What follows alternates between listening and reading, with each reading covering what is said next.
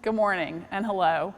For those that don't know me, I'm Tricia Clark, mom to Jillian Kinder, wife to Kevin Kinder, and those are just two of the many roles that I have in this life. I've been a Methodist really since the beginning of my life. I was christened when I was about 4 months old across town at Central United Methodist Church. One of the ladies in the congregation that day created what I consider a wonderful treasure for me. She wrote a first-hand account of the occasion.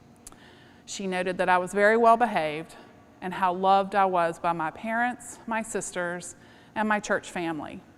Her name was Ann LeCarry, and I've always thought of her as a guardian angel.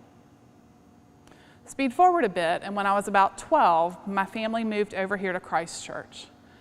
My parents were looking for a church home where their 3 daughters could participate in activities that helped deepen their faith and see it as a safe haven. At the time, my sisters attended school just across the street at Thomas Jefferson, and eventually we all spent our junior high and high school years just a few blocks from here. My parents knew what they were doing. All 3 of us were active in programs here. And little did my parents know, but they would be creating a base for me to love this church building and this church family. I know that no matter what happens in my life, there is a place I can come to that is safe and where I will find support.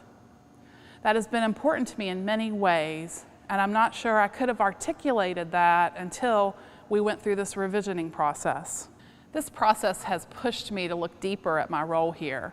Not my faith, I don't question that, but to understand why Christ Church as a building and a congregation is so important to me. And what I came to is this: I grew in my faith here as a young child, a teenager, and as an adult. I became the person I am because of the time I spent here and the people that shaped me. I thought I'd share a few examples of that with you.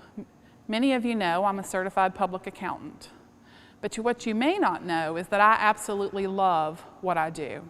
I am so lucky that I really found my calling.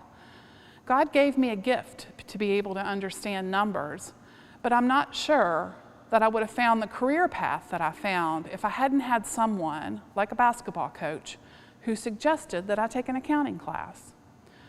Bob Simpson planted an idea when I was about 16 years old and helped me find the way to use my God-given talent in a way to help others that was perfect for me.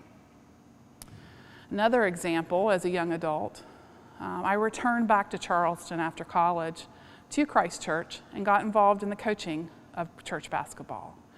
After a few years, I met my husband, who was also coaching church basketball here.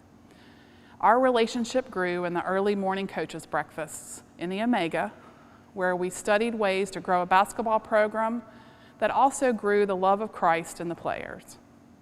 Life continued, and we were expecting our brand new baby girl. However, she decided to arrive 5 weeks early. It's really probably the only time she's ever been early.